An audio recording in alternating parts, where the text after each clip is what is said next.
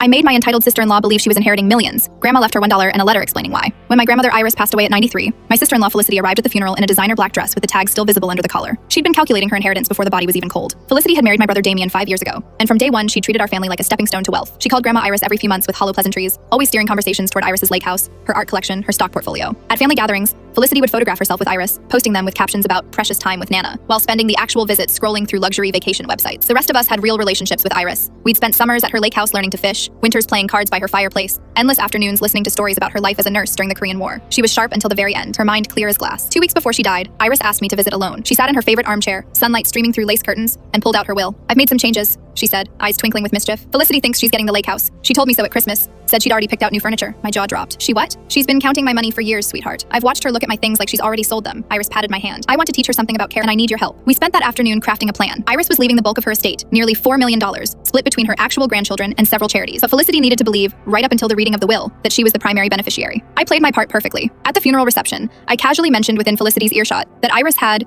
recently updated her estate plans, and that someone was getting a very generous surprise. I watched her eyes light up with greed. Felicity transformed overnight. She planned a celebration of Iris's life party at an expensive restaurant, charging it to a credit card she clearly expected to pay off soon. She hired an interior designer to consult on the lake house. She bought a new Mercedes, telling Damien they'd cover it once the estate settled. The day of the will reading arrived. The lawyer's office was mahogany and leather, serious and formal. Felicity wore another new outfit, her smile barely contained. She kept glancing at the lake house property deed on the lawyer's desk. The lawyer began reading. "My cousins received generous cash gifts. Charities received substantial donations. The lake house went to me and my siblings to be kept in the family." Felicity's smile started cracking. Then came her portion. "To Felicity Hart, I leave $1 and this letter." The lawyer handed her an envelope. Felicity's hands shook as she opened it, her face draining of color as she read Iris's words aloud in a whisper. "Felicity, you've spent 5 years measuring the value of my love in dollars. You photographed my possessions, calculated my worth, and planned your future on my death. You never asked about my life as a nurse, my late husband, my actual memories. You saw a bank account with a heartbeat. The dollar is worth more than every conversation we ever had, because at least money is honestly transactional. Perhaps it will teach you that relationships cannot be inherited. They must be earned. The family you married into knows how to love beyond what someone can give them. I hope someday you learn the same." Felicity stood up, the letter crumpling in her fist, and walked out without a word. The crisis that followed was spectacularly messy. The Mercedes was repossessed. The designer demanded payment. Credit cards were maxed out. Damien, horrified by how his wife had behaved, insisted on marriage counseling or divorce. Felicity chose counseling. The turning point came 8 months later at Thanksgiving. Felicity arrived empty-handed for the first time.